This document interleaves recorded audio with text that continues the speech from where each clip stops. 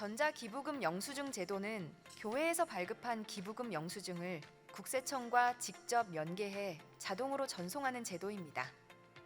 전자기부금 영수증 발급 동의서를 작성하시면 연말정산 때 별도로 기부금 영수증을 제출하지 않아도 홈택스 간소화 서비스에 자동 반영됩니다.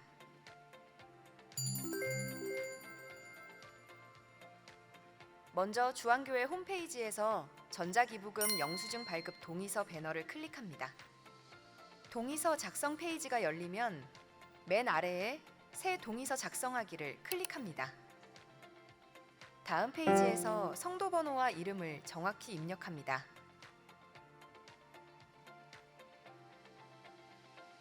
다음으로 휴대폰 번호를 입력한 후에는 인증번호 받기를 클릭하고 잠시 후 문자로 온 인증번호 6자리를 입력하고 확인 버튼을 클릭합니다. 마지막으로 주민등록번호를 입력하고 아래에 개인정보 수집 이용에 동의합니다와 전자기부금 영수증 발급 동의 체크박스에 체크를 한 후 동의서 제출하기 버튼을 클릭하면 동의서 제출이 완료됩니다. 기타 궁금하신 사항은 사무국에 문의해 주시고 모든 성도님들의 협조를 부탁드립니다. 오늘 9월 28일은 오순절 후 16번째 주일입니다. 오늘 블레싱 예배는 작년 청지기 훈련학교 블레싱 예배로 드려집니다. 1기부터 40기 수료생들께서는 참석해 주시고 성도들께서도 블레싱 예배에 참석하셔서 작년 청지기 훈련학교를 위해서 함께 축복하며 기도해 주시기를 바랍니다. 블레싱 예배를 통하여 하나님의 은혜와 청지기의 사명을 다시 한번 깨닫는 귀한 시간 되길 소망합니다. 10월 주안온가족 새벽기도회가 10월 4일 오전 6시에 있습니다. 자녀들을 위한 축복 안수 기도 시간이 있습니다. 온 가족이 함께 나와 기도로 승리하는 10월이 되시기 바랍니다. 추석 가정예배 순서지는 안내데스크에 비치되어 있으며 교회 홈페이지를 통해 다운받으실 수 있습니다. 2025년 하반기 장학생 선발에 따라 104명에게 총 1억 159만 3천 원을 지급하였습니다. 11월 경에는 지역사회 34개 고등학교에 지역사회 장학금을 지원할 예정입니다. 미래 세대의 학업에 도움이 되도록 장학헌금으로 후원해 주신 성도들께 감사드리며 지속적인 관심과 기도를 부탁드립니다. 10월 5일 새가족 성경 공부는 추석 연휴로 인해 휴강합니다. 10월 5일은 추석 연휴로 인해 만나올이 쉬게 됩니다. 기쁨의 샘 10월호가 발간되었습니다. 새벽 기도의 말씀 묵상과 개인 경건을 위해 사용해 주시고 전도용으로도 활용해 주시기 바랍니다. 장시간 주차를 하시는 분들 및 교회 정문 반대편 방향에서 오시는 분들은 장고객길 도로 임시 주차장을 이용해 주시기 바랍니다. 주차는 주일 오전 7시부터 오후 3시까지 가능합니다. 위임 목사와 호산나 중창단이 9월 25일부터 30일까지 인도네시아 GMS 교회와 우이오제 선교사의 사역지에서 말씀과 찬양으로 섬기고 계십니다. 성도 여러분의 많은 기도 부탁드립니다. 제48기 주일 뉴라이프 지원자 교육국 미디어 사역팀 연기학교 미디엑츠 1기 주안대학원대학교 부설 평생교육원 기독 CEO를 위한 AI 활용가정 수강생을 모집합니다. 많은 신청 바랍니다. 지금까지 교회 소식이었습니다. 이외의 자세한 사항은 주보를 참조하시기를 바랍니다. 할렐루야, 할렐루야. 오늘도 거룩하고 복된 주일 하나님의 은혜를 사모하며 예배의 자리로 나오신 주안의 모든 성도님들을 주님의 이름으로 환영하고 또 축복합니다. 오전 내내 계속 비가 내리다가 이제 조금씩 해가 나는 것 같습니다. 우리의 마음이 처져 있고 또 가라앉아 있는 것이 아니라 더욱더 기쁨 가운데 하나님을 찬양하는 시간 되기를 원합니다. 우리의 왕으로 좌정하신 주님께서 찬양 받아주시고 영광 받아 주시옵소서.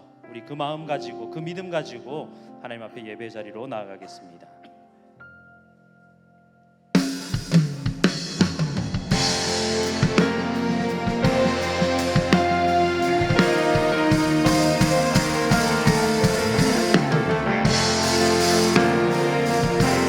왕이신 하나님 높임을 받아 주시옵소서. 할렐루야. 왕이신 하나님 높임을 받으소서. 찬양하리라. 영원히 높임을 받으실 그 이름 찬양하리라.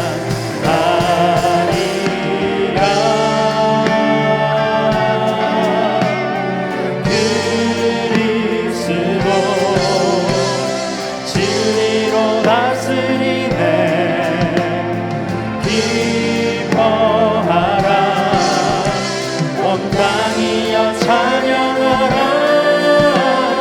거룩하신 그 이름 높이리라. 왕이신 하나님 높임을 받으소서.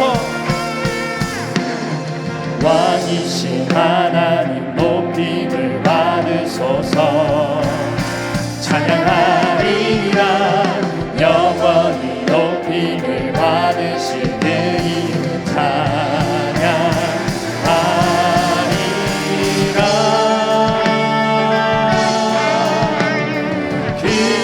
그리스도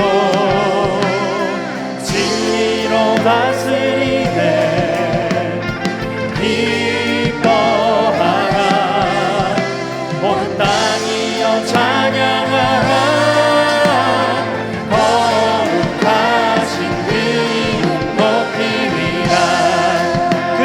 진리로 다스리십니다. 그리스도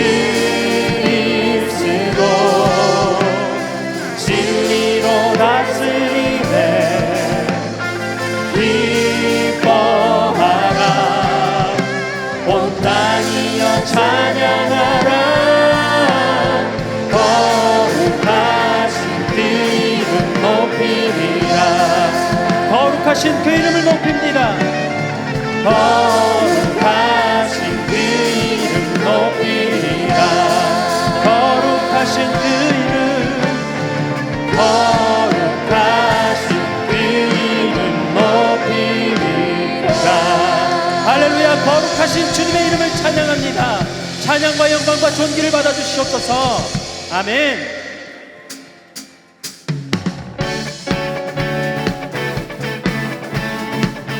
우리의 찬양을 받으실 분 오직 주님밖에 없으심을 믿으십니까? 하늘 위에 주님밖에 없음을 이 시간 믿음으로 함께 고백하며 나아가도록 하겠습니다.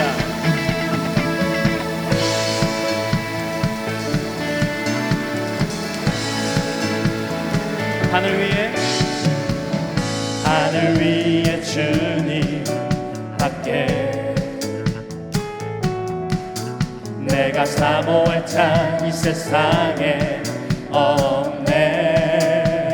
내 맘과 힘은 믿을 수 없네. 오직 한 가지 그 진리를 믿네. 주는 나의 힘이요. 주는 나의 힘이요. 주는 나의 힘이요. 영원히 주를 의지. 주는 나의 힘이요. 주는 나의 힘이요. 주는 나의 힘이요. 주는 나의 힘이요. 영원히 주를 의지하니. 영원히.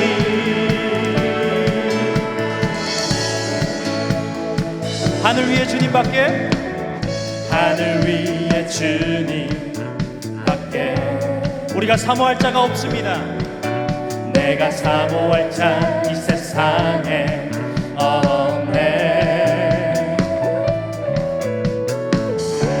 내 맘과 힘을 믿을 수 없네. 오직 한 가지 그 진리를 빛내 주는 나의 힘이요 주는 나의 힘이요 주는 나의 힘이요 영원히 주를 의지 주는 나의 힘이요 주는 나의 힘이요 주는 나의 힘이요 영원히 주를 의지하리 영원히 내 맘과 힘 믿을 수가 없습니다. 믿을 수 없네. 오직 한 가지 그 진리를 믿습니다.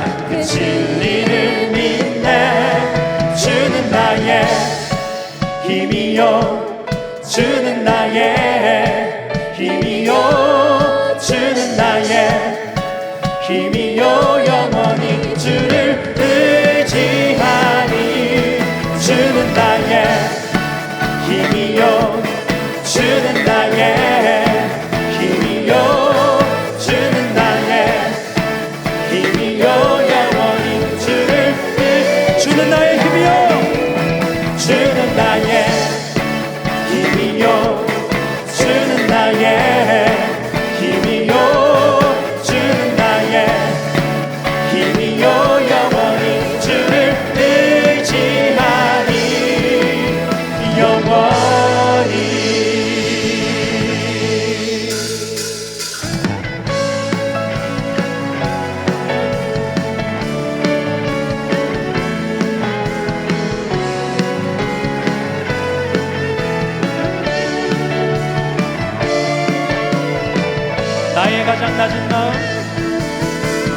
나의 가장 낮은 마음 주님께서 기뻐하시고 작은 일에 큰 기쁨을 느끼게 하시는도다. 내가 지쳐 무력할 때 주님 내게 힘이 되시고 아름다운 하늘나라 내 맘에 주시는도다.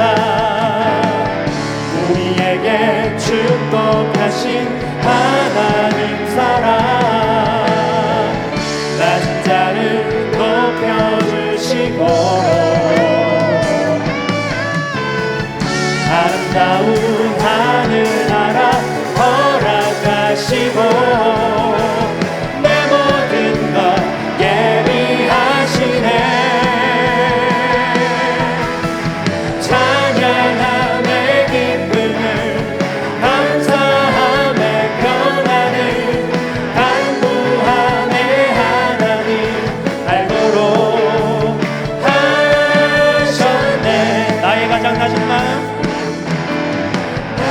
가장 낮은 마음 주님께서 기뻐하시고 작은 일에 큰 기쁨을 느끼게 하시는도다. 내가 지쳐 노력할 때 주님 내게 힘이 되시고 아름다운 하늘나라 내 맘에 주시는도다. 우리에게 축복하신 하나님 사랑 낮은 자를 높여주시고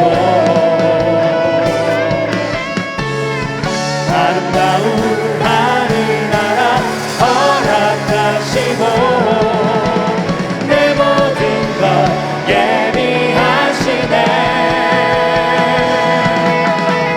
찬양함의 기쁨을 감사함의 평안을 간구함의 하나님 알도록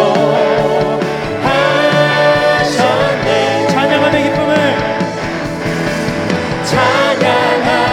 기쁨을 감사함의 평안을 간구함의 하나님 알도록 하셨네.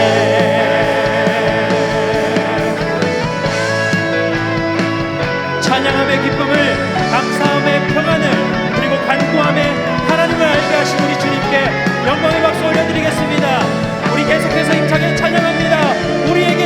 베푸신 그 하나님의 사랑을 찬양합니다. 우리에게 축복하신 하나님 사랑, 낮은 자를 높여주시고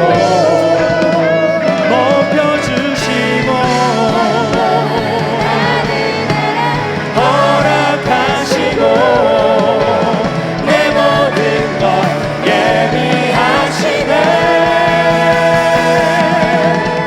찬양함의 기쁨을, 감사함의 평안을, 간구함의 하나님 알도록 하셨네. 찬양함의 기쁨을, 감사함의 평안을, 간구함의 하나님 알도록. 우리 다시 한 번 더 고백해볼까요? 찬양함의 기쁨을, 찬양함의 기쁨을, 감사함의 평안을, 간구함의 하나님 알도록 하셨네. 할렐루야. 우리 주님께 영광의 박수 올려드립니다. 주님 찬양과 영광과 존귀를 받아주시옵소서. 할렐루야. 아멘.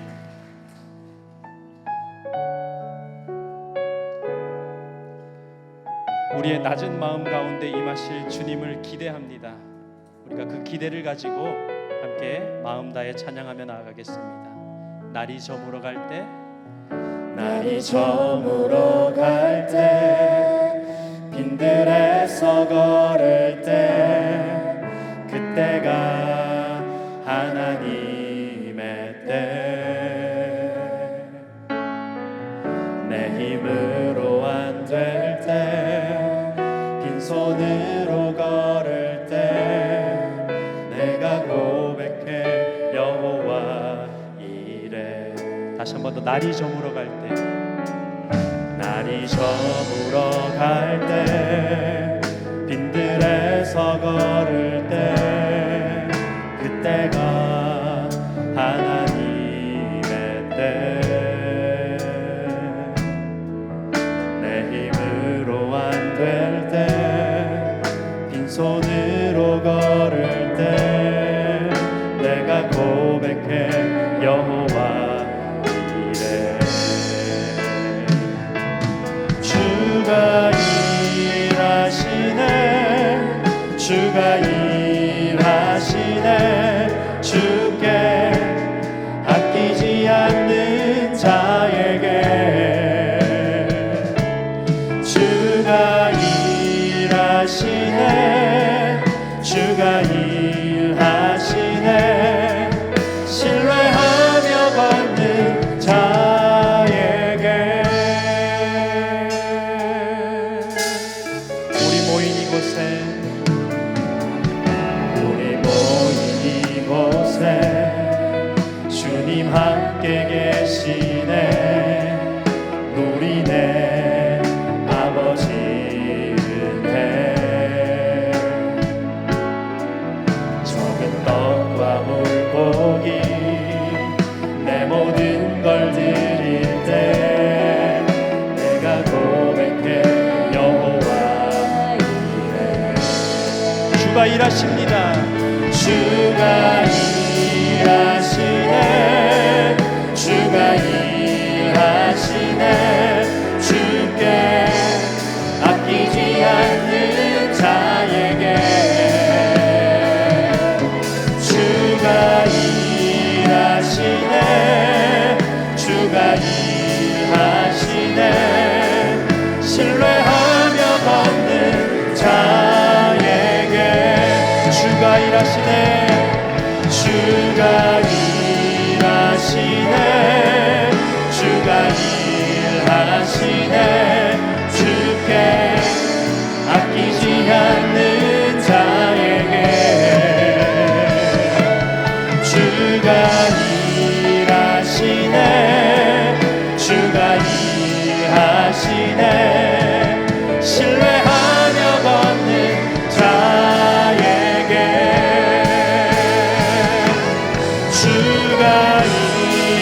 일하시네 주가 일하시네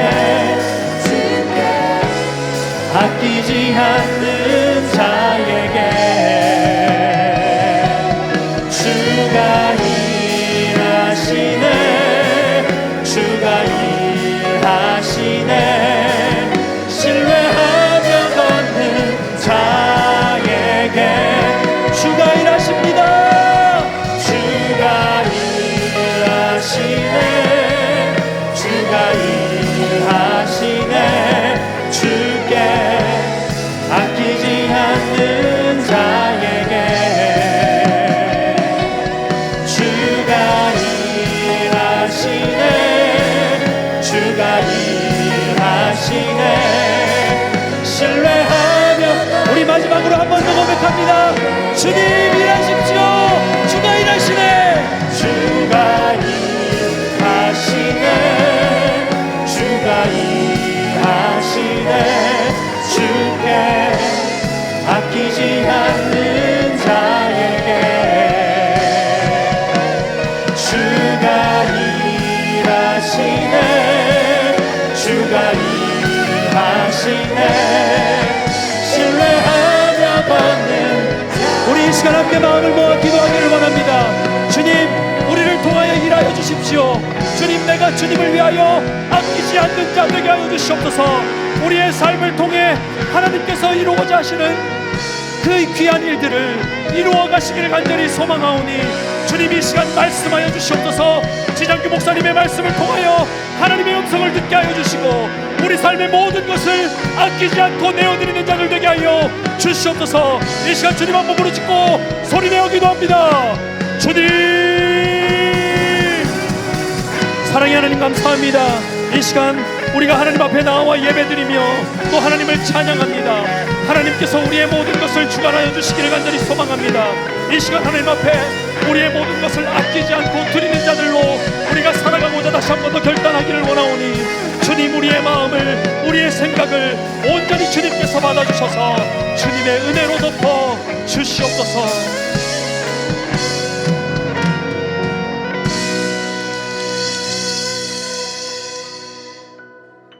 사랑과 은혜가 풍성하신 하나님 아버지, 풍성한 열매를 맺는 계절을 우리에게 주시고 복되고 거룩한 주일에 주임 전에 불러 주셔서 주님을 예배할 수 있도록 인도하심에 감사를 드립니다. 지친 영혼을 새 힘으로 회복시켜 주시는 우리 주님께 감사와 영광과 찬양을 올려드리오니 우리의 예배를 기쁘게 받아 주옵소서. 세상의 염려와 분주함 속에서도 주님의 선하심과 인자하심으로 우리를 인도하시고 말씀을 통해 날마다 회복의 소망을 주시니 감사를 드립니다. 지난 한 주간 우리의 삶 속에서 주님의 뜻을 온전히 따르지 못했으며 주님의 증인된 삶을 살지 못했던 우리의 부족함을 용서하여 주옵소서. 다시금 주님의 말씀 앞에 겸손히 나왔사오니 주시는 말씀 속에 우리의 심령이 밝아지고 새 일을 행하실 주님의 뜻을 깨닫는 은혜를 부어 주옵소서. 하나님 아버지, 이 나라를 불쌍히 여기사 하나님의 공의와 정의가 강물처럼 흐르게 하셔서 지도자들에게는 진정한 섬김과 겸손한 마음을 주옵시고 분열과 갈등을 넘어 하나됨을 이루게 하여 주옵소서. 그래서 이 나라가 정의와 평화 그리고 사랑과 공존의 길로 나아갈 수 있도록 주님의 은혜로 이끌어 주옵소서. 굶주림과 억압 속에 있는 북한의 백성들을 불쌍히 여기사 그들의 영혼과 삶을 목자 되신 우리 주님의 푸른 초장으로 인도하여 주옵소서. 사망의 음침한 골짜기 속에서도 주님을 예배하는 주의 백성들을 주의 지팡이와 막대기로 보호하시고 진리의 빛과 복음의 소망이 그 땅 구석구석에 스며들게 하여 주옵소서. 하나님, 한국교회가 세상의 빛과 소금의 역할을 잃지 않고 복음의 근원이신 예수 그리스도의 사랑으로 세상을 섬기게 하여 주옵소서. 우리 주한교회를 사랑하시는 주님, 교회의 모든 사역 위에 말씀과 성령의 충만함을 부어주시고 예배 공동체 가운데 사랑과 화평이 더욱 넘쳐나게 하여 주옵소서. 오직 주 예수 그리스도만을 증거하는 일에 열심을 다하는 교회 되게 하여 주옵소서.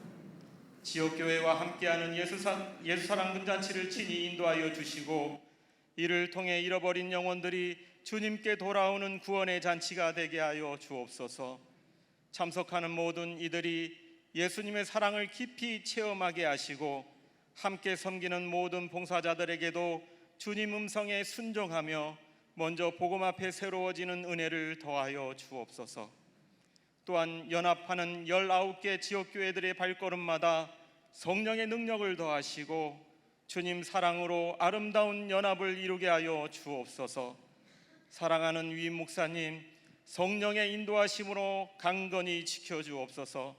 특별히 지금 인도네시아 집회 인도하고 계십니다.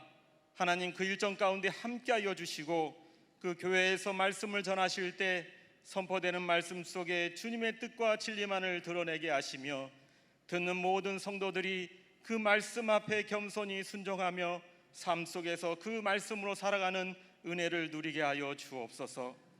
원로 목사님의 영육을 강건히 지키시고 주님의 뜻을 끝까지 감당하실 수 있도록 주님 인도하여 주시옵소서. 오늘도 주의 말씀은 내 발의 등이요 내 길의 빛이심을 고백하며 오직 주님 음성만을 듣고 따르기를 원합니다. 사랑하는 지장교 목사님의 입술을 통해 말씀하여 주시고 깨닫는 지혜와 말씀을 따라 살아갈 용기를 우리에게 부어 주옵소서. 일주일 앞둔 추석 명절 기간도 우리와 함께하여 주시오. 가족과 이웃을 돌아보며 주님의 사랑을 함께 나누며 주님의 은혜와 평강이 가득 넘쳐나게 하여 주옵소서. 믿음의 고백을 담아드리는 샬롬 찬양대의 찬양을 기쁘게 흠양하여 주시옵고 또한 예배의 자리에서 묵묵히 수고하는 모든 봉사자들의 헌신을 하늘의 은혜와 기쁨으로 충만케 하셔서 오늘도 맡겨주신 사역들을 통해 선교적 삶을 살아내는 복된 주일 되게 하여 주옵소서. 모든 감사와 영광을 우리 주님께 올려드리오며 우리의 기쁨이요 소망이 되시는 예수 그리스도의 이름으로 기도드립니다. 아멘.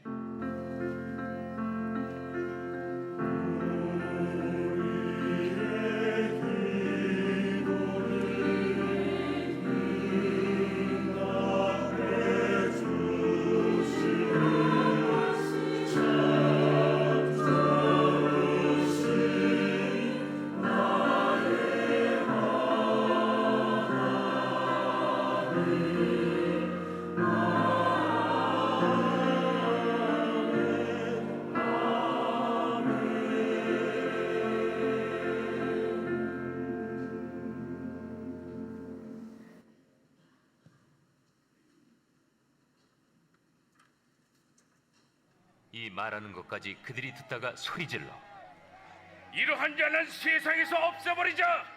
살려둘 자가 아니라 하여 떠들며 옷을 벗어 던지고 티끌을 공중에 날리니 천부장이 바울을 영내로 데려가라 명하고 그들이 무슨 일로 그에 대하여 떠드는지 알고자 하여 채찍질하며 신문하라 한데 가죽줄로 바울을 매니 바울이 곁에 서 있는 백부장더러 이르되 너희가 로마 시민 된 자를 죄도 정하지 아니하고 채찍질할 수 있느냐? 백부장이 듣고 가서 천부장에게 전하여 이르되 어찌하려 하느냐? 이는 로마 시민이라. 천부장이 와서 바울에게 내가 로마 시민이냐? 내게 말하라. 그러하다. 나는 돈을 많이 들여 이 시민권을 얻었노라. 나는 나면서부터라. 신문하려던 사람들이 곧 그에게서 물러가고 천부장도 그가 로마 시민인 줄 알고 또 그 결박한 것 때문에 두려워하니라. 이튿날 천부장은 유대인들이 무슨 일로 그를 고발하는지 진상을 알고자 하여 그 결박을 풀고 명하여 제사장들과 온 공회를 모으고 바울을 데리고 내려가서 그들 앞에 세우니라.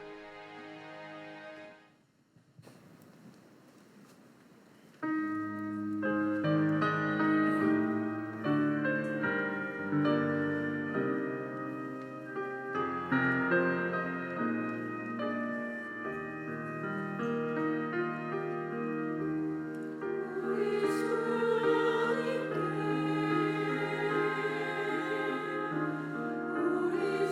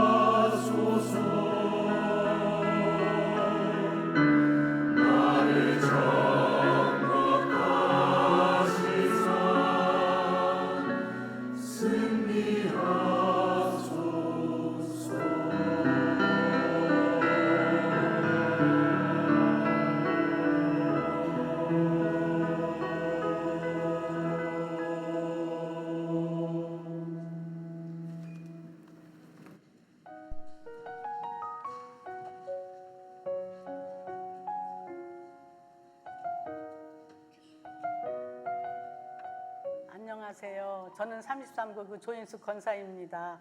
작년 추석쯤 아들에게서 연락이 왔습니다. 갑자기 어지러움이 생기고 눈이 부어서 앞이 안 보인다는 것이었습니다. 그래서 피부과에 갔는데 뇌신경 문제라는 검진 결과를 들었습니다. 빨리 대학병원에 가야 하는 상황인데 의정 파업으로 인해 받아주는 병원이 없었습니다. 그러던 중 한 대학병원에서 연락이 왔습니다. 교수님이 야간에 출근을 하시는데 지금이라도 오겠다는 연락이었습니다. 밤중에 응급실에 가서 검사를 했습니다.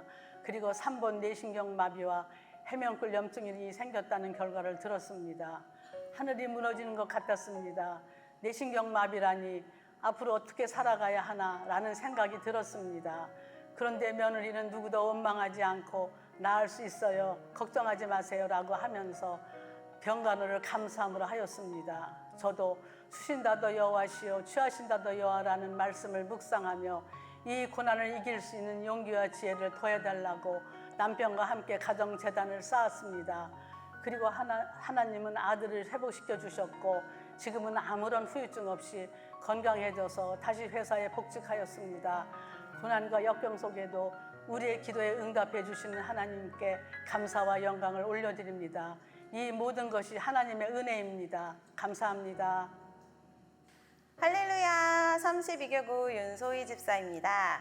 저는 모태신앙으로 신앙생활을 시작해 청년국에서 안 해본 사역이 없을 정도로 열심히 하나님의 부르신 자리에 있었던 것 같습니다. 하지만 최근 4년간의 결혼 후 출산과 양육으로 인해 아동국 예배만 참석을 하게 되었고 몸도 마음도 지쳐 있었습니다. 그러던 중 올해 처음으로 아이와 떨어져 본 예배의 자리에 섰을 때 내가 이 예배를 얼마나 기다리고 사모하였나 라는 생각으로 하염없이 눈물이 흘렀습니다.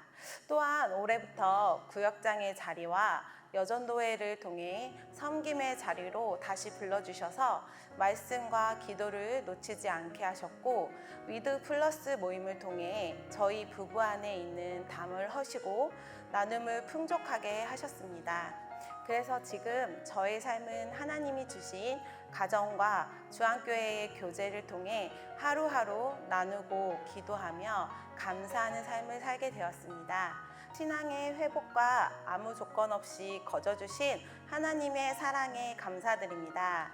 주안의 모든 성도분들도 매일의 삶에 감사가 넘치길 기도하겠습니다. 기도하겠습니다. 네. 여러분의 삶에도 이런 감사의 제목이 넘치길 기도하겠습니다. 옆에 분하고 인사하겠습니다. 하나님 당신을 사랑하십니다. 그래요. 오늘 세 가족 오셨는데요. 김호걸님 오셨습니다. 우리 힘찬 박수로 환영하고 축복하겠습니다. 환영합니다. 축복합니다. 예, 그냥 가지 마시고 예배 후에 1층에 있는 세 가족실에서 교구장 담당 교육자를 만나고 가시면 감사하겠습니다. 몇 가지 광고할게요. 첫 번째는 오늘 저녁 블레싱 예배는 작년 청지기 블레싱 예배로 드려지게 됩니다. 수료하신 분들 있죠? 청지기 갔다 오신 분, 네, 이분들이 다 대상이에요. 오셔가지고 청지기의 사명을 다시 한번 재확인하고 다시 믿음의 열정을 회복할 수 있는 시간 되었으면 좋겠습니다. 10월 3일 오전 9시에 인천도에 체육대회가 있습니다. 동구 구민 운동장에서 실시되는데요. 네, 관심을 가져주시고 참여해 주시면 감사하겠습니다. 위임 목사님과 호산나 중창단이 9월 25일 지난 목요일부터 내일 모레 화요일까지 인도네시아 필립 멘도파 목사님이 심우하시는 교회와 우효재 선교사님의 사역지에서 말씀과 찬양으로 섬기고 계십니다. 성도님들의 많은 기도 부탁드립니다. 기도하겠습니다.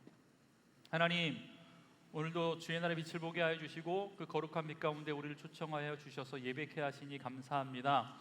예배드림이 하나님 기쁨 되게 하여 주시고 우리를 살리신 그리스도의 은혜에 감사할 수 있는 귀한 시간 되게 하여 주옵소서. 오늘도 하나님 신령한 것들로 우리 삶 가운데 채워주셔서 들어야 할 말씀, 하나님의 음성을 들을 수 있는 귀한 시간 되게 하여 주옵소서. 예수님의 이름으로 기도합니다. 아멘. 생명의 말씀으로 나를 채우사 주의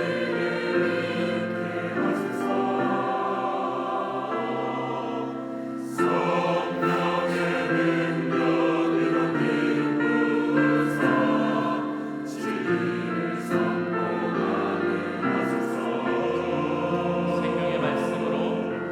생명의 말씀으로 나를 채우사 주의 길에 믿게 하소서. 성령의 능력으로 비우사 진리를 선포하게 하소서. 사랑하는 주 안의 성도 여러분, 하나님과 늘 동행하십시오. 성령 충만하십시오. 은혜 충만하십시오. 오늘도 주시는 말씀을 통해서 하나님의 마음을 깨닫는 은혜가 있길 주의 이름으로 간절히 축복합니다. 여러분, 여권 파워라고 하는 이야기를 좀 들어보셨습니까? 여권이 가지고 있는 힘이거든요. 대한민국의 여권이 세계 2위의 여권 파워가 있다고 합니다. 대한민국 여권 하나만 있으면요 192개국을 비자 없이 들어갈 수 있어요. 1등이 싱가포르인데 193개국, 우리나라가 2등이라고 합니다. 여러분, 그래서 외국인들이요 이 대한민국 여권을 굉장히 부러워하고 있대요. 어떤 사람들은 이 시민권 하나, 여권 하나 얻으려고 평생을 투자하기도 합니다. 왜 그러냐면 시민권이 갖는 또 파워 여권이 가지고 있는 만큼 삶의 자유와 권리를 보장해 주고 있기 때문에 그렇습니다. 여러분, 오늘 본문에 보니까 바울이 가진 로마 시민권에 관한 이야기가 나와요.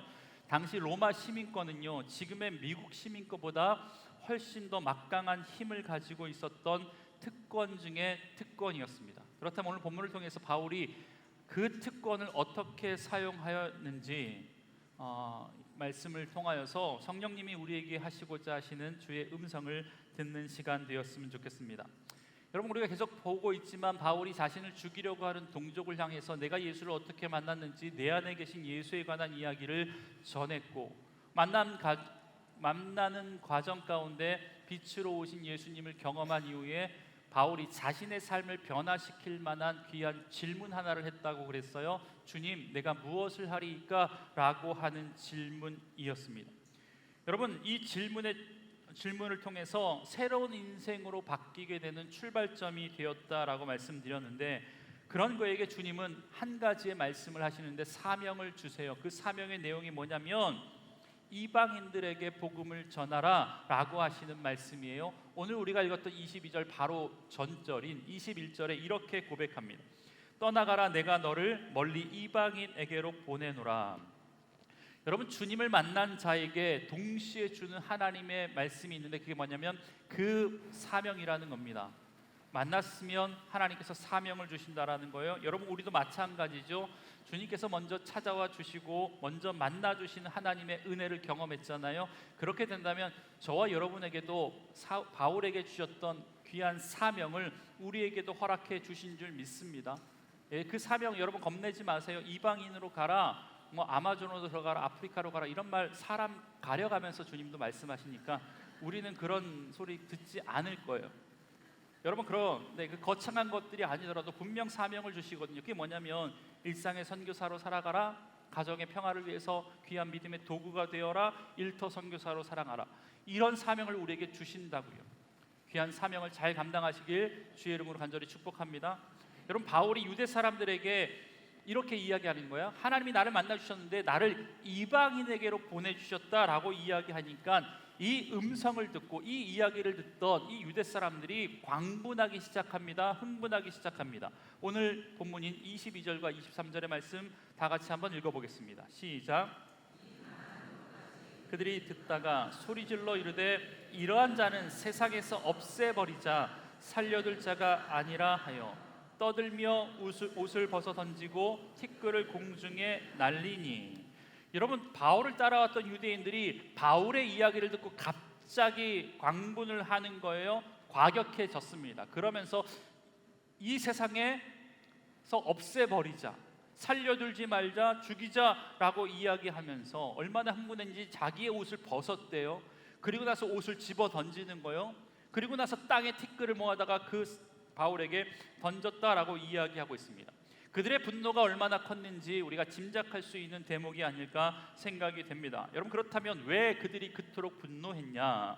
여러분, 그들이 바울이 이야기했던 나를 이방인에게 보냈다라는 말을 들으니까 유대인 4명 가운데 있었던 자기의 선민 사상이 드러나는 거예요. 무슨 말이냐면 여러분, 그들의 입장에서는 유대인과 이 이방인은요 엄격히 다른 인종이거든요. 다른 종족이거든요.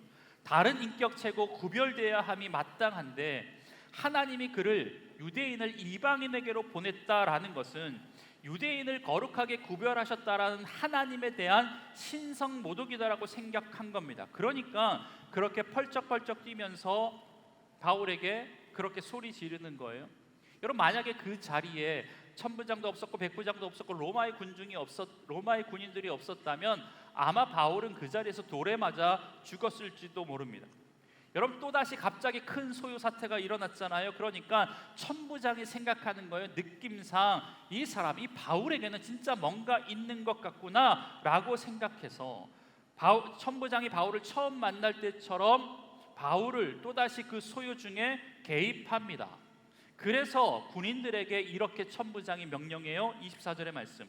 천부장이 바울을 영내로 데려가라 명하고 그들이 무슨 일로 그에게 대하여 떠드는지 알고자 하여 채찍질하며 신문하라 한대.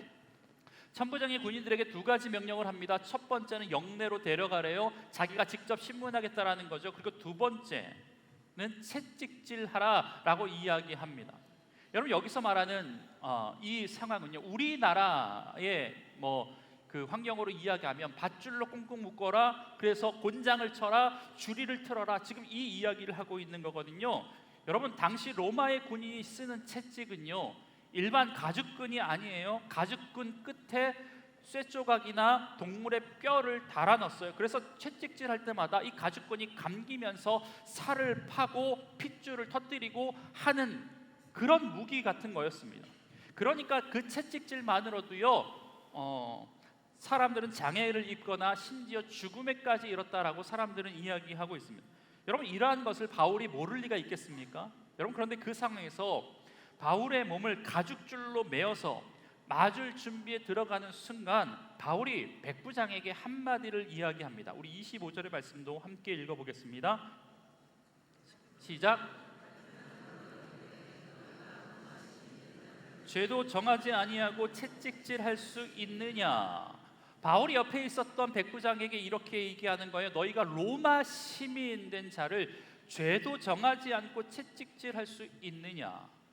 여러분, 이 이야기는 지금부터 2000년 전 이야기잖아요. 그런데도 이 로마의 법에서 죄인을 다루는 법이 지금과 별 다르지 않다라는 것을 우리가 이 본문을 통해서 알 수 있어요. 무슨 말이냐면, 여러분, 죄를 지적하고 죄에게 벌을 주고 그를 채찍질하고 형벌을 가하려면 기소가 있어야 되고 신문이 있어야 되고 죄가 확정이 되어야 되고 그 다음에 형벌을 주는 것 아닙니까? 그런데 지금 바울이 이렇게 이야기하는 거예요. 내가 로마인인데 아직 죄명도 없고 정식 재판도 이루어지지 않았는데 나에게 채찍질을 할 수 있는 것이냐? 라고 이야기하는 거예요.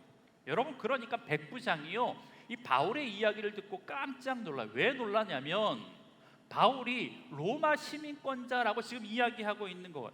여러분, 이 이야기를 듣고 백부장이 천부장에게 가서 천부장에게 바울이 로마 시민권자라는 것을 알립니다. 그러니까 여러분, 천부장도 깜짝 놀라가지고 반대로 바울에게 와서 이렇게 묻습니다. 27절의 말씀도 함께 읽어보겠습니다. 천부장이 와서 바울에게 말하되 내가 로마 시민이냐 내게 말하라. 이르되 그러하다. 천부장이 대답하되 나는 돈을 많이 들여 이 시민권을 얻었노라. 바울이 이르되 나는 나면서부터라 하니. 여러분, 천부장이 바울의 로마 시민권을 확인하는 거예요. 시민권자냐? 그렇다라는 거예요. 그런데 여러분, 천부장이 자신은 돈을 주고 이 시민권을 얻었는데 너는 어떻게 시민권을 얻었냐? 라고 이야기하니까 바울이 뭐라고 이야기하는 거예요? 나는 나면서부터 시민권자였다라고 이야기합니다. 여러분, 로마 사람이 아닌 사람이 로마의 시민권을 얻을 수 있는 당시에 두 가지 방법이 있었어요. 첫 번째는 이 천부장처럼 돈으로 사는 겁니다. 돈으로 사는 것. 여러분, 물론 로마 태생이 아니면 시민권자가 될 수 없지만, 그런데 글라우디오 황제 때 로마의 재정이 악화되니까 피지배국의 점령지의 관리들에게 많은 돈을 받고 로마의 시민권을 팔기 시작했다라는 거예요. 여러분, 예전에 우리도 양반을 돈 주고 산 적이 있었잖아요. 제가 지씨거든요. 천방지축 막. 예. 제가 예전에 태어났으면 권사님 보고 권사님이라고 못했죠. 마님이라고 했어야죠. 여러분, 요즘 미국에서 트럼프 대통령이 하나로 약 14억을 내면 영주권 취득이 가능한 골드카드 비자를 발급하겠다라는 행정명령에 사인했다고 합니다. 지금 현재 지구상에서 가장 힘 있는 나라, 막강한 나라가 미국이잖아요. 그러니까 당시 세계 최강이었던 로마의 시민권을 돈으로 사는 것 자체가 굉장히 비싼 값에 지불되었다라는 거죠. 지금 천부장이 자신은 많은 돈을 지불하고 샀다라는 거죠. 여러분, 그런데 시민권을 얻는 한 가지 방법이 더 있는데 그게 뭐냐면 로마를 위해서 공헌한 사람에게 황제가 사사하는 거예요. 여러분, 아마 바울은 이 두 번째에 해당됐던 것 같아요. 바울의 부모가 되든지 할아버지가 되든지 조상 중에 한 사람이 어떤 공인지는 모르겠지만, 여러분, 바울이 태어났던 이 길리기아 다소라는 지역 자체가 로마의 그 큰 제국 안에서 세 번째로 큰 교육의 도시였거든요. 그렇기 때문에 교육적으로 아마 로마에 큰 공헌을 했던 조상이 있었던 것 같아요. 그래서 이 로마의 시민권을 받았어요. 그리고 부모 중에 한쪽만 시민권자라고 한다면 자녀도 시민권자가 된다라고 하는 로마의 법에 따라 바울도 시민권자가 된 거잖아요. 여러분, 그런데 재미난 것은 뭐냐면 똑같은 시민권처럼 보였지만 언제 시민권을 얻었냐? 돈 주고 샀냐? 아니면 황제로부터 사사받았냐? 뭐 이런 것에 따라서 소위 시민권의 파워가 달랐다라고 이야기합니다. 등급이 달라지는 거예요. 태생적으로 로마의 시민권자를 얻었으면 A등급이었다고 한다면 돈으로 산 사람은 한 C등급 정도 되는 거예요. 그리고 황제로부터 사사받은 사람은 한 B등급 정도가 되는 거겠죠. 여러분, 그러니까 돈 주고 시민권을 산 천부장보다 어떻게 해요? 나면서부터 시민권의 자격을 가지고 있었던 이 바울이 훨씬 더 오래되기도 했고 더 막강한 시민권을 가지고 있었다라고 볼 수 있습니다. 여러분, 당시 로마인에게만큼은 철저하게 정식적인 고소가 이루어지면 법정을 거쳐서 심의가 이루어지고 이 범죄가 확정이 될 때 형벌을 가할 수 있는 거거든요. 앞서 이야기했잖아요. 여러분, 만약에 죄가 확정되지 않은 상태에서 로마 시민권을 가지고 있는 사람을 묶는 것만으로도 관련자들은요 옷을 벗어야 됐고 그 형벌을 자신이 그대로 받을 수밖에 없는 상황에 처해지게 됩니다. 여러분, 그러니까 천부장도요 그 앞에서 바로 바울 앞에서 꼬리를 내리잖아요. 그리고 주변에 바울을 신문하려고 했던 사람과 더불어 천부장 역시 바울의 로마 시민권자임을 확인한 이후에 두려워했다라고 성경은 이야기하면서 오늘 본문이 끝이 납니다. 우리 29절의 말씀도 한번 읽어보겠습니다. 시작. 천부장도 그가 로마 시민인 줄 알고 또는 또 그 결박한 것 때문에 두려워하니라. 아멘. 결박한 것 때문에 이 천부장이 두려워했다라는 이유가 이제 설명이 되시죠. 여러분, 세상에 힘 있는 자들이 이렇게 비겁해지는 거예요. 바울이 자기보다 힘없는 자라고 생각할 때는 그 앞에서 위세 등등 했는데 그렇지 않다라는 것을 아는 순간 그 앞에서 벌벌 떨기 시작했다라는 거예요. 여러분, 그러니까 바울을 로마의 체계를 무너뜨리려고 하는 위험한 인물로 오해해서 채찍질로 치게 하고 신문을 하겠다고 하는 천부장의 결정이 내려졌던 그 위험한 순간에 바울은 자신이 로마의 시민권자였다라는 것을 알리게 되는데, 여러분, 그런데 이 바울의 한마디를 통해서 마치 그동안 이 바울에게 있었던 모든 혐의가 없어진 것처럼, 아무것도 아닌 것처럼 그렇게 상황이 전개되는 거예요. 더 나아가 앞서 이야기했던 것처럼 자신을 신문하려고 했던 천부장과 로마의 사람들이 다 그 앞에서 벌벌 떨었다라고 이야기하고 있습니다. 여러분, 여기서 우리가 알 수 있는 건 뭐예요? 로마 시민권의 막강한 파워 아닙니까? 그거 알 수 있는 거잖아요. 여러분, 그런데 그 이상한 점이 좀 발견이 됩니다. 무슨 말이냐면 우리가 이런 질문을 좀 해야 돼요. 이쯤에서는. 그렇다면 왜 바울은 그동안 지금까지 그렇게 많은 위기가 있었고 실제로 맞기도 하고 옥에 갇히기도 하고 모함도 받기도 하고 위기가 있었는데 왜 그동안 바울은 한 번도 이 로마의 시민권을 사용하지 않았을까? 이상하지 않으세요? 왜 지금까지 사용하지 않았을까? 여러분, 바울이 전도 여행을 하는 10년이 훨씬 넘는 시간 동안 억울하게 맞은 게 한두 번입니까? 돌에 맞기도 하고 억울하게 옥에 갇히기도 하고, 여러분, 그런데 그런 상황 가운데 시민권을 이용해서 위기를 모면했던 것은요 바울에게 한 번도 없었어요. 억울하고 모함당하고 잡히고 옥에 갇히고 그랬다고요. 그런데 로마의 시민권이 이렇게 막강했으면 그때마다 사용하면 되지. 여러분, 뭐 어려운 것도 아니고 나 로마 시민권자라고 내 몸에 손대지 말라고 한마디만 하면 여러분 이렇게 지금처럼 모든 것이 없는 것처럼 되는 것 아니겠냐라는 거예요.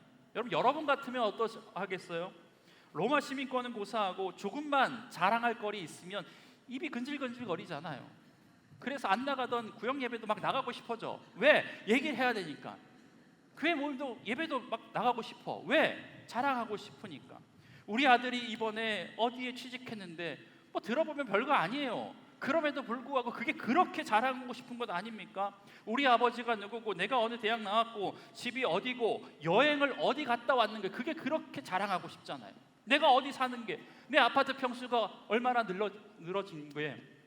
늘어난 게 그렇게 자랑하고 싶은 것 아닙니까? 여러분, 우스갯소리지만 뭐 그냥 생각 없이 들으세요. 친구들이 이렇게 모였대요. 4명의 친구들이 모여가지고 얘기했대요. 오랜만에 모인 거겠죠. 야, 너 화성 산다며? 그러니까 그 사람이 아니, 나 동탄 살아. 아니 화성에 동탄이 있는 거 아니야? 아니 나 동탄은 달라. 또 그 친구가 다른 친구한테 물어보는 거예요. 너 용인 살지? 그러니까 아니 난 죽전 살아 죽전. 거기가 거기 아니야. 아니야 달라. 또 한 명이 물어보니까 넌 성남 산다며? 아니 난 분당 살아 분당.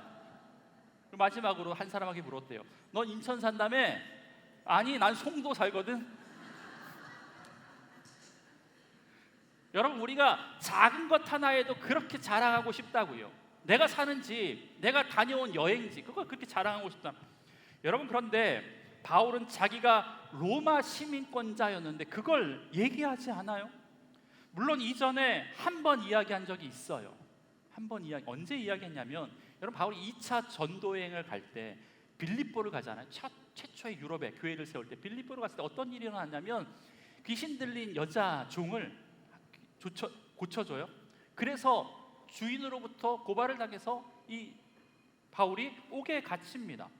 옥에 갇힐 때 그냥 갇히는 게 아니라 매를 맞고 착고에 온몸을 묶이고 그리고 나서 옥에 갇히는데 우리가 아는 것처럼 바울과 실라가 기도하니까 밤에 지진이 나고 착고가 풀리고 옥문이 열려져요.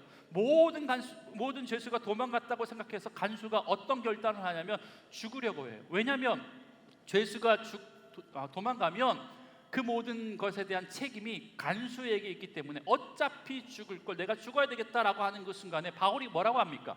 죽지 말라고, 우리가 여기 있다고, 도망가지 않았다고 그러잖아요. 그 이야기를 듣고 바울 앞에 무릎 꿇은 그에게 가서 그와 더불어 그의 가족들에게 복음을 전하고 세례를 주고 그 유명한 말, 주 예수를 믿으라 그리하면 너와 내 집이 구원을 얻을 것이다 라는 이 말씀을 통해서 그 가족을 구원한다고요. 여러분 그리고 바울이 어떻게 하냐면 다시 감옥으로 가거든요. 여러분 이 상황 가운데 바울이 비범한 사람이라는 것을 깨닫고 상관들이 바울을 풀어주라고 이야기합니다. 여러분 그때 바울이 그때서야 이렇게 얘기합니다. 16장 37절 바울이 이르되 로마 사람인 우리를 죄도 정하지 아니하고 공중 앞에서 때리고 옥에 가두었다가 이제는 가만히 내보내고자 하느냐. 여러분 그러니까 바울이 처음으로 잡히고 매를 맞고 착고에 갇히고 옥에 들어가는 그 순간 내가 로마 시민권자라고 이야기한 것이 아니라 다 풀리고 나서 다 일이 마무리되고 나서 그제서야 내가 로마 시민이었던 사람이다, 시민이다 라고 언급했다라는 것입니다. 여러분 이상합니다. 왜 바울은 그토록 많은 어려움과 환난과 위기가 있었지만 그때마다 로마 시민권을 사용하지 않았고 자제했을까?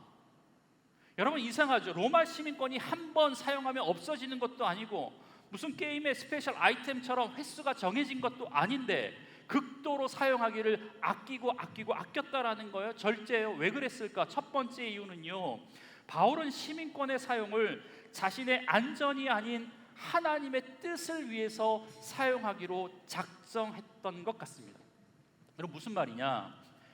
여러분 시민권을 사용해서 복음의 길이 열리는 경우가 아니라면 바울은 자신의 억울함을, 자신의 갇힘을, 매맞음을 피하기 위한 용도로 시민권을 사용하지 않았다라는 것을 의미해요. 여러분 바울의 선교의 일면을 보면 이 바울의 분명한 태도를 정확히 읽을 수가 있죠. 때로는 매를 맞았어요. 갇히기도 했어요. 모함을 당하면서도 그는 늘 침묵합니다. 여러분 침묵하는 것이 복음을 위해서 아름다운 결정일 때가 있다라고 생각했던 것 같아요. 여러분 빌립보 감옥에서 갇히기 직전에 바울이 지금처럼 시민권을 사용해서 풀려났다면 여러분 어떻게 그 상황 가운데 간수와 그의 가족에게 복음을 전할 수 있었고 그들을 구원할 수 있었겠습니까?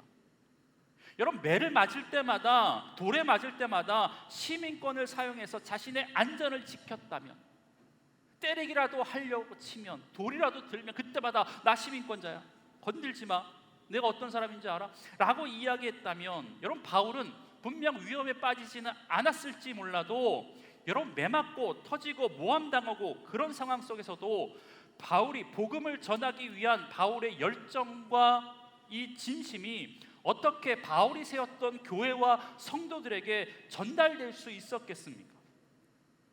바울이 위기 때마다 시민권으로 위기를 모면했다면 시민권자가 아니었던 성도들에게 어떻게 복음을 위해서 고난받는 것이 기쁘게 여겨야 된다라고 설교할 수 있었겠으며, 위기 때마다 시민권을 사용해서 그 위기를 벗어났다면 환난 중에 하나님께서 갚으실 것이다라고 어떻게 당당하게 이야기할 수 있었겠냐라는 거예요. 여러분 안 그렇습니까? 자신은 피할 것 다 피하면서 자신은 안전한 장치를 갖고 있으면서 그래도 환난 때문에 복음 때문에 고난 당하는 거 기쁘게 여기라고 어떻게 그 얘기할 수 있겠냐라는 거예요. 여러분 그러니까 바울은 자신이 가진 시민권과 학문과 이 특권 이 모든 것을 언제나 사용할 수는 있었지만 그것이 복음을 확장해 나가는데 방해가 되거나 필요가 없거나 오해가 없거나 누군가에게 상처가 되는 일이라면 철저하게 자신이 누릴 수 있는 그 특권을 포기하면서 살았다고요. 자랑하지 않는 것을 선택했다고요. 여러분 자식 자랑할 수 있죠. 조금만 좋은 대학 나오고 조금만 좋은 직장 다니면 입이 근질근질 하지 않습니까? 여러분 그런데 하고 싶다고 다 해서는 안 될 때가 있다라는 거예요. 여러분이 교회 모임이든 사회 모임이든 여러분이 자식 자랑할 때 자식 때문에 속상해서 잠 못 이루는 상대가 있어요. 남편 자랑할 때 누군가의 남편은 병중에 있거나 혹은 여러 가지 이유로 혼자 사는 분이 있을 것이고 여러분 사업이 승승장구할 때 사업이 되지 않고 실직당하여서 피눈물을 흘려 살아가는 사람들이 있을 수 있다고요. 그렇기 때문에 여러분이 그 자랑이 때로는 누군가에게는 상처가 되고 아픔이 되고 실족이 될 때가 있다라는 것입니다. 여러분 자랑할 수 있지만 하지 않는 게 덕이 될 때가 있어요. 요즘 카톡 프로필 보면 권사님들 프로필은 항상 두 가지예요. 꽃 아니면 손주. 내가 꽃이 있다 그럼 나이가 들은 거예요. 손주가 있다 그럼 당연히 나이가 들은 거죠. 손주 사진 올려놓고 모일 때마다 자랑하시는 분 있잖아요. 그러면 그럴 때마다 옆에 있는 분들이 또 우스갯소리로 이렇게 권사님 손주 자랑하려면 돈 내, 10,000원 내 얘기하시잖아요. 저는 이게 성경적이라고 생각합니다. 자랑할 때 전 그게 맞다고 생각이 돼요. 여러분 바울은 늘 이런 생각을 하고 살았다라는 거죠. 고린도전서 9장 12절 바울은 이렇게 이야기해요. 한번 이것도 다 같이 읽어보겠습니다. 시작.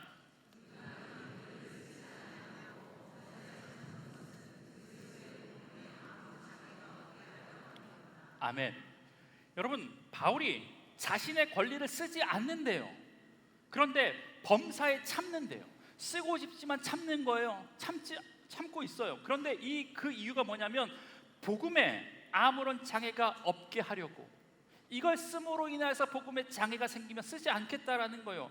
여러분 이 말씀을 통해서 바울이 갖고 있었던 삶의 철학이 있었거든요. 그게 뭐냐면 자신이 누릴 수 있는 권리 그 권리를 가지고 있어도 그것이 복음의 장애가 되거나 누군가를 실족하게 만드는 것이라면 철저하게 자신은 그 권리를 사용하지 않겠다라고 선언했던 사람. 왜요? 바울은 자신의 안전, 자신의 풍요보다 하나님의 뜻을 이루어가는 것을 훨씬 더 큰 목적으로 삼고 살았던 사람이기 때문에 그렇습니다. 여러분 그런 의미에서 본다면 지금 바울이 로마 시민권을 사용하는 것은요 자신의 신변의 안전 때문이 아니라는 것을 알 수 있어요. 살기 위해서 사용한 게 아니에요. 여러분 분명 태어나면서부터 로마 시민권을 가졌다라는 것은요 당시 분명 축복 중에 축복입니다. 복 중에 복입니다. 여러분 태어나 보니까 건물주 아들이에요. 얼마나 복입니까? 조금만 노력해도 머리 좋은 가문에서 태어났어요. 좋은 가문에 좋은 머리를 물려받아서 조금만 노력해도 남들보다 좋은 성적 받고 좋은 학벌에 많은 재산이 있을 수 있습니다. 여러분 그거 복 중에 복이죠. 물론 이런 것들이 세상적인 것이니까 쓸모없는 것이라고 의미 없는 것이라고 이야기하고 싶지 않습니다. 이것도 바울이 갖고 있었던 로마 시민권과 같은 내가 받을 수 있는 하나님에게 주신 복이라고 생각할 수 있습니다. 여러분 그런데 이것을 사용하는 것이 아무 때나 자신의 의를 드러내거나 자신이 얼마나 대단한 사람인지를 드러내거나 명함에 대문짝만하게 뭔가를 새겨서 사람들 앞에서 자신을 나타내기 위한 과시용으로 사용하지 마시길 바랍니다. 하나님이 여러분에게 주신 로마의 시민권은요 결정적인 순간에 복음의 확장을 위해서 하나님 나라의 영광을 위해서 사용할 때가 오는 거거든요. 여러분의 의의를 드러내거나 당장 위험한 것에 위기를 모면하기 위해서 내가 얼마나 대단한 사람임을 나타내기 위한 것이 아니라 그 시민권을 사용해서 더 큰 하나님의 일하심을 나타나기 위해서 사용할 수 있어야 된다라는 겁니다. 여러분, 바울이 결정적으로 지금까지 참아왔던 이 로마 시민권 히든 카드를 사용하는 것을 통해서 결국에는 상급기관에 상소할 수 있게 되었고, 그래서 결국에는 어떻게 돼요? 로마에까지 가서 복음의 길이 열리게 되어지는, 그곳에서 복음을 전할 수 있는 길이 열리는 기회가 되었다라는 것입니다. 여러분, 이 바울의 태도를 우리가 주목해야 될 것 같습니다. 잊지 마십시오. 어떠한 경우에도 여러분이 가지고 있는 권력을 휘두르지 마십시오. 아무 때나 자랑하지 마십시오. 결정적인 하나님의 때를 기다리시길 바랍니다. 그때 여러분이 가지고 있고 하나님이 주신 로마의 시민과 같은 그것을 사용하실 날이 분명히 오게 될 줄 믿습니다. 그게 뭔지는 모르겠어요. 어떤 분이 돈일 수 있고 어떤 분은 명예일 수 있고 인기, 뭐든 간에 주의 복음을 위해서 아름답게 사용할 수 있는 우리가 되길 주의 이름으로 간절히 축복합니다. 그럴 때 여러분이 가지고 있었던 재물과 힘과 능력도 지위도 명예도 하나님께서 하나님의 손에 선하게 사용하실 줄 믿습니다. 여러분, 이게 로마 시민권에 대한 바울의 태도였다라는 것. 두 번째 이야기를 하고 마무리할까 합니다. 여러분, 두 번째, 왜 바울은 로마 시민권을 사용하는 것을 그렇게 자제했을까?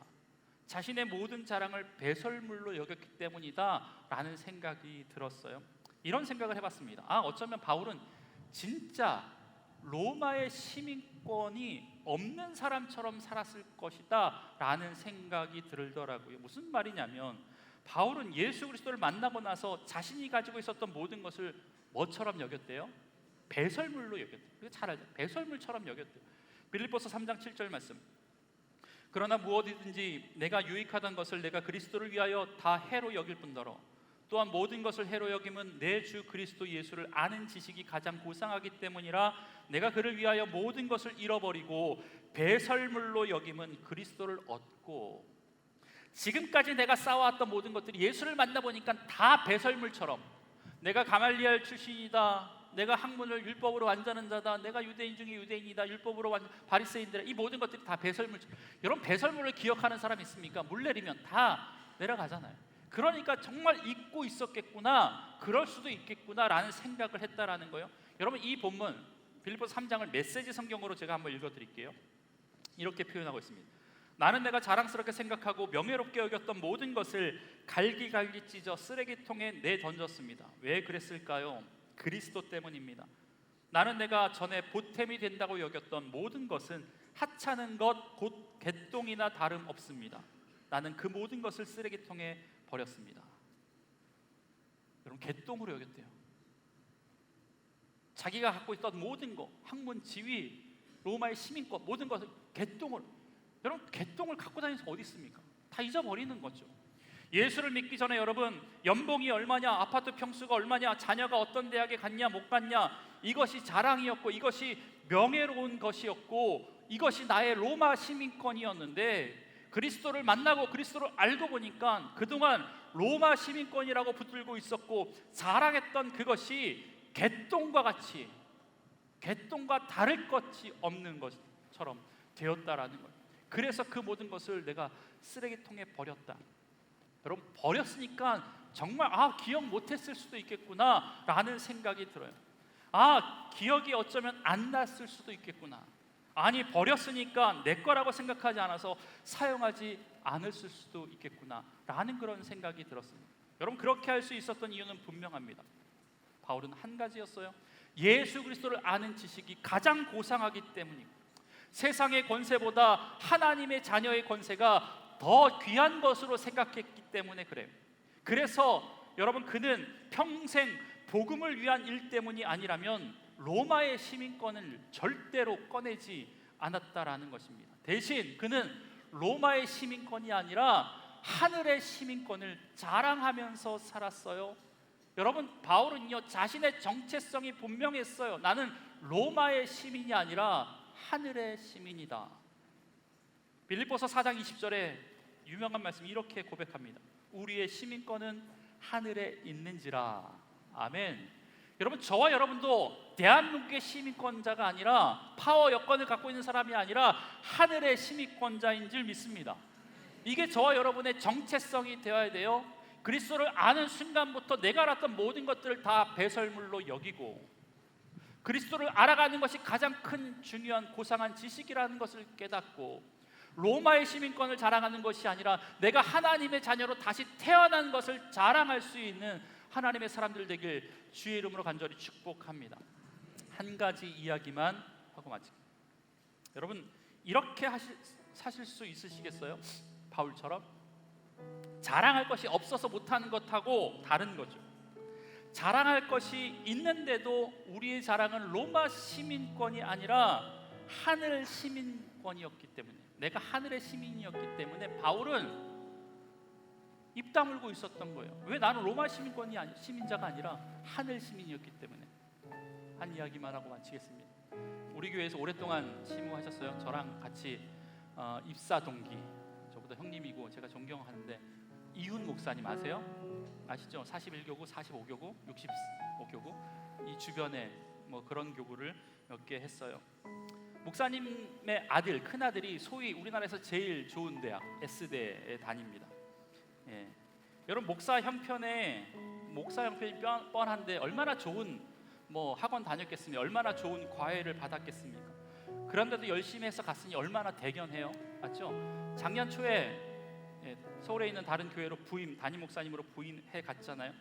부임하고 보니까 그 교회 원로 목사님이 그 대학에 나오신 거예요. 그러니까 이훈 목사님보다 그 아들을 더 반가워하시는 거예요. 또 데리고 다니면서 이훈 목사님을 소개해줘야 되는 성도 만날 때마다 나랑 같은 동문이라고, 그 학교 나왔다고 자랑스러웠겠죠. 그래서 한참 어린 후배가, 손주 같은 애가 얼마나 반가웠는지 교회 곳곳마다 다니면서 그렇게 자랑시켜 주셨대요. 여러분, 그러다 보니까 성도들이 이훈 목사님에게 이렇게 질문했대요. 아니 목사님, 농담이겠죠. 목사님 아들은 누굴 닮아서 그렇게 머리가 좋대요? 네. 그러면서 하시는 말이 사모님 닮으셨나 보네요. 이렇게 이야기했대요. 여러분, 목사님 입장에서는 소위 본인은 지방대학에 나왔고 생각해보니 처가, 아들의 외가 쪽은 좋은 대학 나오신 분이 덜어도 있어서 인정할 수밖에 없었답니다. 여러분, 그런데 교회에 부임하고 작년에 얼마 되지 않아서 이훈 목사님의 아버지 목사님이시거든요. 목사님이 소천 하나님의 부르심을 받았습니다. 한평생 이름도 없이 빛도 없이 지방에서 목회를 하시다가 돌아가셨어요. 아버지가 돌아가신 다음에 혼자 살고 있는 어머니에게 방문해서 아버지의 유품을 정리하는데 아버지 유품 중에 오래된 서류가 몇 개 보이는 거예요. 그래서 하나를 집었는데 그 서류가 다름이 아니라 아버지의 대학 입학증이었습니다. 여러분, 그런데 아버지가 다녔던 대학이 어딘지 아세요? 그 S대였어요. 이훈 목사님은 50평생 아버지가 어떤 대학에 나왔는지 한 번도 들어보지 못했대. 여러분, 그래서 어머니께 자초지종을 물어보니까 아버지가 S대학, 그것도 좋은 과, 약학과, 거기 다니시다가 하나님의 부르심을 받아서 그 대학을 중도에 그만두고 자퇴를 하고 신학교에 들어가서 한평생 목회자로 살았다라는 이야기를 들었습니다. 여러분, 지금도 그렇지만 당시에 그 대학 들어가면요, 현수 막 묻잖아요. 마을 잔치 하잖아요. 소잡고 하는 거 아닙니까? 그 정도 동네방네 자랑하면서 지냈던 상황 아니었겠습니까? 여러분, 그런데 아버님은요, 이훈 목사님 본인만큼 따라주지 않을 때 너는 왜 그 모양 그 꼴이냐고 그렇게 얘기하지 않으시고, 얼마나 그 얘기가 하고 싶으셨을까? 여러분, 그럼에도 불구하고 한평생 자녀에게조차도 그 사실을 말씀하시지 않으시고 평생 목회를 하시다가 그렇게 하나님 품에 안기셨습니다. 제가 이 이야기를 들었을 때 사실 굉장히 충격적이었거든요. 이해가 되지 않았거든요. 어떻게 그 말씀을 하시지 않을 수가 있을까? 그렇게 하신 이유를 제가 감히 알 수도 없고 이해할 수도 없지만, 제가 오늘 말씀을 준비하면서 모르긴 몰라도 그 목사님도 아마 바울과 같은 심정과 각오 때문이 아니었을까라는 생각을 했습니다. 자신이 가지고 있었던 세상적인 자랑, 그것이 설령 우리나라에서 제일 좋은 대학이고 로마의 시민권이라고 하더라도 복음을 위한 것이 아니라면 배설물로 여기는 것, 그래서 버렸으니까 한평생 기억하지 못했던 것이고 기억하지 않았던 것이고, 그래서 로마의 시민권을 가지고 있었던 것이 자랑이 아니라 하늘 시민권을 가지고 있는 것이, 내가 하나님의 자녀가 된 것이 나의 큰 자랑이라는 것, 그 마음 가지고 살아가니까 세상에서 자랑할 데가 없는 거죠. 왜? 배설물인데 뭘 자랑을 합니까? 그 입학증을 발견하고 이윤 목사님이 성도들에게 이랬대요. 그 말이 나올 때마다 우리 아들이 외가 닮은 줄 알았는데 친가 닮았습니다.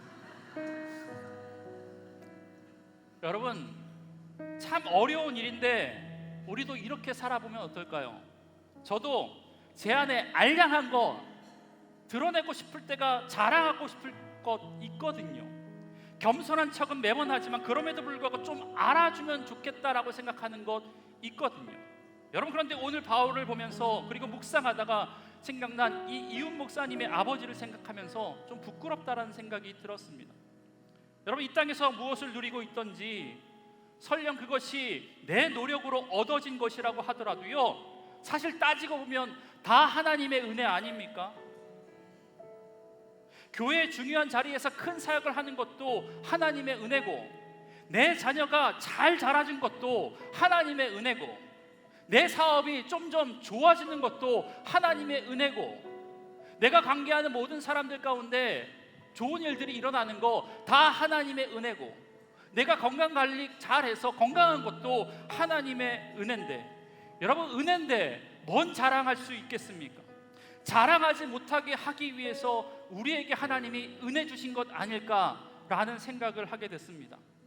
남들에게 칭찬받을 만한 일은 아닌데 그게 그렇게 자랑하고 싶다면 여러분, 지금 받은 칭찬과 상은 하늘에서 받지 못한다라는 것을 기억하시길 바랍니다. 그러니까 여기서 받을 상급, 하늘에서 받을 상급, 여기서 다 받지 마시고 복음을 위해서라면 그때만 사용하시길 바랍니다. 그렇게 될 때 우리를 구원해 주시고 우리를 하나님의 자녀 삼아 주시고 로마의 시민권보다 더 좋은 하늘 시민권을 우리에게 선물로 주신 그 하나님 안에서 은혜와 평강을 누리며 살아갈 수 있었으면 좋겠습니다.